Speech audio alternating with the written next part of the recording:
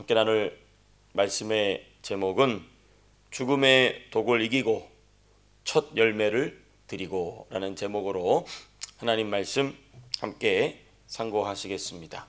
우리가 며칠 동안 계속해서 열왕기하 4장을 공부하고 있는데, 이 4장을 가만히 보시게 되면은 한 사람이 이 모든 4장의 이야기의 중심에 있는 것을 보게 됩니다. 누구죠? 바로 선지자 엘리사입니다. 그리고 선지자 엘리사를 통하여서 나타나는 기적이 무엇이었는가? 그렇죠. 그래서 특별히 열왕기하 4장은 선지자 엘리사가 행한 기적이 무엇이었는가를 쭉 이렇게 기록해 놓은 장입니다. 오늘은 그 마지막 부분입니다. 그렇죠. 마지막 절 44절로서 4장이 끝나게 되는데, 그렇습니다. 마지막 기적 두 가지가 기록되어 있습니다. 이 엘리사가 일으켰던 기적과 같이 동일한 원리가, 또 동일한 기적이 우리 사랑하는 성도님들의 삶 속에서도 일어나게 되시기를 축복합니다. 하나님은 지금도 동일한 축복과 은혜와 체험과 기적을 주시기 위하여서 성경을 우리에게 주신 줄로 믿습니다. 너무너무 중요한 진리, 너무너무나 중요한 사실입니다. 자, 먼저 그러면 첫 번째 기적, 오늘 마지막 두 가지로 나온 마지막 두 개의 기적이 나오는데, 그중 먼저 첫 번째 것은 38절에서부터 41절까지 죽음의 독을 없앤 선지자 엘리사에 관한 말씀입니다. 죽음의 독을 없앴다. 배경이 뭐냐? 좀 설명을 쭉 같이 설명을 해보면 38절부터 보시겠습니다. 흉년 가운데 굶주리고 있는 선지자들의 모습이 38절에 기록되어 있습니다. 그렇죠? 선지자의 제자들이 엘리사 앞에 앉은지라. 근데 그 전절에 보니까 전 부분에 보니까 엘리사가 다시 길갈에 이르니 그 땅에 뭐가 들었다고요? 흉년이 들었다. 왜 흉년이 들었을까요? 자연적인 현상이라 흉년이 들 수 있지, 아닙니다. 하나님의 백성이 살고 있는 약속의 땅에는 흉년이 그냥 오지 않습니다. 그냥 일어나는 일이 없어요. 여러분, 약속의 백성인 하나님의 백성들, 예수 그리스도를 믿는 성도들의 삶에는 우연히 일어나는 일이 난 있다 없다? 없어요. 살다 보니까 그렇게 되는 거 아닙니다. 그렇지 않습니다. 그런 거 없습니다. 그 얘기는 뭐냐? 하나님의 컨트롤에서 튕겨나간 어떤 부분이 있다는 얘기거든요. 그런 거 없습니다. 하물며 이 구약 백성, 구약 성도의 구약 이스라엘 백성, 하나님이 약속하신 땅에 사는 자들의 삶 속에 나타나는 이러한 중대사는 우연히 일어난 게 절대로 아닙니다. 그것도 흉년이 들었다. 약속의 땅에 원래는 뭐가 흘러야 됩니까? 젖과 꿀이 흘러야 되는데 젖과 꿀은커녕 물도 흐르지 않는 흉년이 들었다. 이거는 하나님의 의지가 반영이 된 것이죠. 하나님의 마음이, 하나님의 감정이 반영된 것이죠. 또 동시에 뭐도 반영이겠습니까? 하나님을 향한 이스라엘 백성의 빈약한 상태를 반영하기도 하겠죠. 이중적입니다. 시대가 악하여서 하나님의 도우심을 거절한 상황 중에 참 성도들은 함께 고난의 여정을 걷게 됩니다. 억울할 수 있잖아요. 그렇죠? 그런데 여러분, 우리가 성도의 기본 자세 공부해봤지만은, 또 우리가 지금 이 홍해를 육지같이 공부하고 있지만은, 하나님께서 훈련을 하시는데 순풍 훈련도 있지만 뭐도 있다? 역풍 훈련도 있어요. 역풍 훈련이 오는 거예요. 그러니까 이것도 역시 하나님께 감사할 일인 것이죠. 왜? 재료잖아. 나를 만드는 재료. 힘들죠. 그렇죠? 먹을 게 없어가지고 굶주리고 있는 그런 삶.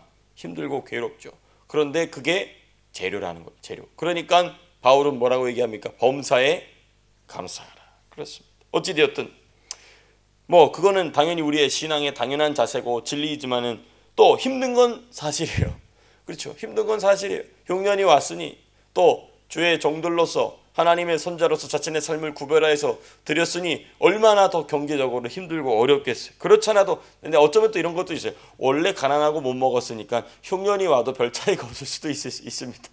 예, 너무 빈곤한가요? 네. 어찌되었든 하나님의 시대가 악하여서 하나님의 도우심을 거절한 시대, 민족, 상황 중에 참 성도들은 함께 고난의 여정을 걸으면서 누구와 연합하게 되느냐? 예수님과 연합하게 됩니다. 역풍 훈련을 재료로 삼는 것이죠. 그 모든 것을 재료로 삼는 것이죠. 그렇습니다. 그런 도중에 있는 제자들을 누가 찾아오냐면 선지자 엘리사가 찾아옵니다. 그렇죠. 선지자 엘리사도 참 대단합니다. 뭐 요즘처럼 목회자가 어느 한 지역을 딱 정해서 목회하는 게 아니고 이스라엘 전역을 북이스라엘 전역 계속 왔다 갔다 계속 순회를 하는 거예요. 어떻게 잘 선지자로서 이 영적인 상황을 잘 붙잡고 있는가, 그렇지 못하고 있는가 계속 점검하고 다니는 중에 그 마침 흉년된 지역으로 간 겁니다. 그리고 이제 38절 39절 굶주리고 있는 제자들을 위해 음식을 국을 여기 영어로는 스튜라고 돼 있죠. 예, 그 서양식 국도 아니고 뭐 이렇게 죽도 아니고 뭐 이런 거 있지 않습니까? 예, 그거 준비하라고 명령합니다. 38절 자기 사환에게 이르되 큰 솥을 걸고 선지자의 제자들을 위하여 국을 끓이라 하며 그렇습니다. 그런데 상황이 좀 비참해요. 39절 보니까 뭔지도 알지도 못하고 일단은 선지자가 가서 준비해 오라니까 가서 그냥 막 땅을 파옵니다. 그렇습니다. 땅을 파가지고 한 사람이 채소를 캐러 들에 나가 들포도 덩굴을 만나 그것에서 들호박을 따서 옷자락에 채워가지고 돌아와 서로 국 끓이는 소대곁에 그들이 무엇인지 알지 못하고 넣었다. 많이 굶주렸던 것 같아요. 이게 뭔지도 모르고 그냥 막 잘라가 일단 선지자가 뭘 해오라 그랬으니까 열심히 잘라가지고 넣은 겁니다. 여러분, 전에는 먹을 것으로 보이지 않았는데 스승의 명령이 있으니 야생의 아무 식물이나 가져와서 국을 끓이고 있는 것입니다. 얼마나 괴롭고 힘든 상황인지 또 그럼에도 불구하고 순종해요. 참 대단한 믿음의 사람들이 아닐 수 없습니다. 요즘에 와서 그러면 안 됩니다. 그러면 이제 신고당해 경찰서 가요. 그러면 안 돼. 원리 이 말씀의 이 기적의 과정에서 우리는 원리를 찾아야 되겠죠. 그렇습니다. 이게 설명이 길어질까봐 지금 말씀을 드리고 있지 않지만 이 과정이 뭐냐면 아담과 하와가 죄를 범하고 나서 땅이 뭘 냈다고 했습니까? 가시와 엉겅퀴를 냈다고 그랬거든요. 그거를 되짚고 있는 과정입니다. 가시와 엉겅퀴가 나 있잖아요. 흉년이 돼 있잖아요. 아담과 하와가 타락한. 근데 거기서 그 가시 엉겅퀴와 같은 그 독이 뭔지도 모르고 식물을 키웁니다. 그리고 그 과정을 되짚어 가는 것입니다. 그걸 리버스하고 있는 것이죠. 이제 좀 더 보시겠습니다. 자, 그리고 40절 이제 문제가 발생합니다. 네, 발생한 문제 40절에 기록되어 있죠. 하나님의 사람 선지자 엘리사의 명령을 따라 음식은 준비되었으나 준비된 음식에 죽음의 독이 있다는 것을 발견하게 됩니다. 스승의 명령에 순종했으나 선지자의 말씀에 순종했으나 오히려 일시에 다 죽게 되었어요. 이게 뭐냐? 땅에서 난 게 다 이렇게 악하다는 것입니다. 땅에서 나오는 경작하는 그 모든 일이 땅에 있는 그 모든 것들이 다 악하다는 것입니다. 그 경작이 되어 있지 않은 그 야생에 피어있는 그 식물들 다 이렇다는 것입니다. 다 독성이 들어가 있다 이것이죠.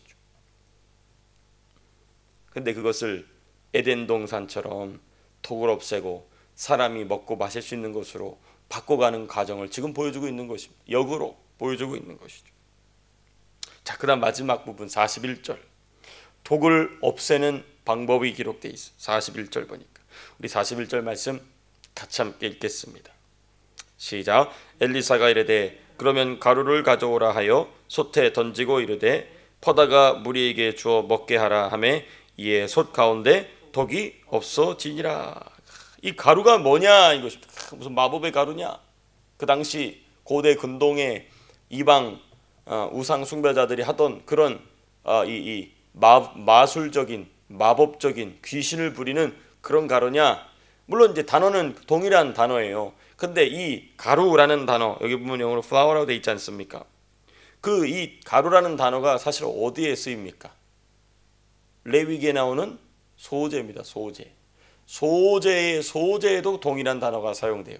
그러니까 여기 선지자가 그 이 이방 우상 숭배자들이 말하는 그런 무슨 신비한 그게 아니고 이게 뭐냐? 하나님께 드려야 될 소재 가루예요. 그러니까 이 가루는 곡식의 고운 가루. 우리가 열심히 레위기 공부하면서 다 공부했죠. 그 소재에 드릴 때 사용되는 그 가루와 동일한 단어예요. 물론 우상 숭배를 할 때도 쓰이는 그런 가루지만 왜냐면 단어가 그거밖에 없으니까. 근데 어찌되었든 이 가루는 소재에 드릴 때에 드리는 고운 곡식 가루와 동일한 의미입니다. 적용하여 들어본 이겁니다. 세상에 죽음의 독, 그렇죠? 세상에는 일반적으로 독이 다 퍼져 있어요. 예, 그렇습니다. 그런데 소재가 의미하는 죽음과의 연합만이 오직 죽음의 독을 해독할 수 있다는 것입니다. 역설이지 않습니까? 그렇죠? 죽음의 독이 음식 속에 들어가 있어요. 그래서 그것을 먹으면 하나님의 선지자와 그 제자들이 일시에 다 죽게 생겼습니다. 그런데 그 죽음의 독을 해독한 방식이 뭐냐? 소재의 고운 가루. 소재의 고운 가루가 무엇입니까? 나의 자아가 완전히 박살나고 부서지고 깨지고 죽는 거예요. 그러니까 이것을 바울식으로 얘기한다면 그리스도의 죽음과의 연합입니다. 그러니까 죽음의 독을 이길 수 있는 유일한 방법은 뭐냐? 예수 그리스도의 죽음과의 연합만이 그 죽음의 독을 이길 수 있다는 것입니다. 그러니까 이걸 우리에게 적용하면 너무나 자명하죠. 이 세상에 마귀가 퍼뜨려 놓은 죽음의 독을 우리가 어떻게 이겨낼 것인가? 아니, 우리 안에도 그 죽음의 독이 들어와 있잖아요. 죄라는 죽음의 독이 들어와 있잖아요. 그렇죠? 그 죄라는 죽음의 독을 어떻게 이깁니까? 예수 그리스도의 죽으심과 연합함으로. 그래서 예수님 말씀하시죠. 나를 따라오려거든 무엇을 지고 따라와라? 각자 제 몫의 십자가를 날마다 지고 따라와라. 날마다 죽으라는 얘기죠. 그렇습니다. 이러한 귀한 역사가 저 여러분들의 인생 속에 있게 되시기를 축복합니다. 세상의 독을 해독하는 그리스도의 연합, 그리스도의 죽음과 연합. 그렇습니다. 그리하여서 뭐가 되느냐? 야생에 흩어져 있는 그 아담과 하와의 죄로 말미암아 가시 엉겅퀴가 나고 독성을 품고 있는 식물들이 이제 하나님의 본래의 창조의 모습으로 돌아가는 것입니다. 여러분 생각해 보십시오. 하나님의 에덴 동산에 독이 들어있는 식물을 만들어 놓으셨겠습니까? 그렇지 않다 이 말입니다. 다 하나님께서 본래에는 사람이 먹고 마시고 하나님의 창조를 신비하게 누릴 수 있도록 다 만들어 놓으셨다는 것이죠. 그런데 사람의 죄 때문에 심지어 우리 눈에 보이는 식물에까지 그 독성이 파고든 것입니다. 그러니까 그거 어떻게 해결하느냐? 오직 예수님의 죽음과 연합으로만 해결할 수 있다는 원리를 우리가 첫 번째 기적에서 보게 됩니다. 자, 두 번째입니다. 42절에서부터 44절. 먹고 남은 음식. 엘리야나 엘리사의 사역을 보게 되면요, 굶주리고 기근이 들고 흉년이 든 사람들에게 음식을 막 넘치게 주는 그런 은사가 있어요. 그렇죠? 기름도 보면은 막 계속 나와. 그렇습니다. 오늘도 보니까 이걸 오병이어의 이 오병이어의 그림자예요. 그림자. 먼저 우리 42절. 근데 이 그림자가 어떻게 시작이 되느냐? 이 오병이어의 그림자 사건이 어떻게 시작이 되느냐? 42절 같이 함께 읽겠습니다. 시작. 한 사람이 바알 살리사에서부터 와서 처음 만든 떡 곧 보리떡 20개와 또 자루에 담은 채소를 하나님의 사람에게 드린지라 그가 이르되 무리에게 주어 먹게 하라. 여러분 이 42절 가만히 보시게 되면 처음 만든 떡이라고 그랬어요. 이게 말은 뭐냐? 그냥 오늘 처음, 그게 아니고 첫 열매로 만들었다 이거예요. 첫 곡식으로 만들었다 이것입니다. 그런데 이거를 왜 제사장한테 안 가져가고 선지자한테 가져왔을까요? 제대로 된 제사장이 있어야 말이지. 어디 북이스라엘에 제대로 된 제사장이 있겠습니까? 또 제사장이 있다 한들 그 제사장이 가져가면 뭐합니까? 뭐가 없습니까? 성소가 없잖아요. 지성소 하나님께 드릴 수 있는 방법이 없잖아요. 그러니까 하나님과 연결되는 하나님께 사람에게라도 가져가자는 것입니다. 근데 여러분 이게 바로 무엇을 의미하느냐? 신약 교회의 예표입니다. 북이스라엘의 타락으로 말미암아 하나님께 제사 드릴 통로가 완전히 끊어짐으로 말미암아 이제는 우리 어차피 제사를 드릴 수도 없어. 그러니 차라리 우상이라도 섬기자 하는 게 북이스라엘의 문화였어요. 그 여로보암이 한 짓이잖아요. 이 북이스라엘 왕들이 한 짓이었잖아요. 그런데 그 중에도 그 계중의 소수 중에도 어떤 사람들이 있었느냐? 비록 하나님께 제사 드릴 방법이 없지만 하나님과 연결되어 있는 하나님의 사람에게로 가져가자. 믿음의 상상력. 그리고 놀랍게도 그것이 신약 교회의 예표가 됩니다. 성전이 무너지고 성전이 사라지게 되고 정통 제사장이 더 이상 필요 없고 그 제사장 중에 대제사장 되신 예수님을 통하여서 아버지 하나님께로 나아가게 되는 신약 교회. 그래서 이방인들까지도 그 모든 예배 드릴 수 있는 그 이 특권을 누릴 수 있는 기회가 확 열리게 됐죠. 그 예표입니다. 그 예표예요. 그러니까 지금 첫 열매를 누구에게 가져온 거냐면 선지자 엘리사에게 가져온 것입니다. 극심한 흉년 중에 있는 또 그 첫 열매가 무슨 상관이 있겠습니까? 하나님의 사람, 하나님께도 드리지 않는 그런 악한 문화 속에 있는 사람이 그 귀한 첫 열매를 준비하여서 선지자를 찾아왔다는 것 자체가 그 시대에서는 너무나도 드문 인물이었다는 것입니다. 다만 무명이, 이름이 없어. 극심한 흉년 중에 있음에도 불구하고 소득의 첫 열매를 하나님의 사람 선지자 엘리사에게 가져온 너무나 귀한 성도, 너무나 귀한 헌신. 그렇습니다. 그러니까 여러분, 역풍훈련 때는 오히려 하나님의 눈에 들 수 있는 기회입니다. 하나님의 눈에 들 수 있는, 다 잘하면 티가 안 나잖아요. 그렇죠? 다 못하는데 잘하면 그게 하나님 앞에서 상 받는 일이라는 것이죠. 그렇게 하나님 앞에 점수 따게 되시기를 축복합니다. 우리 아이들이 그렇게 점수를 따야 돼요. 하나님 앞에. 그렇습니다. 여러분, 이 성도의 신앙은 오히려 흉년에 의해 빛이 나게 된 것입니다.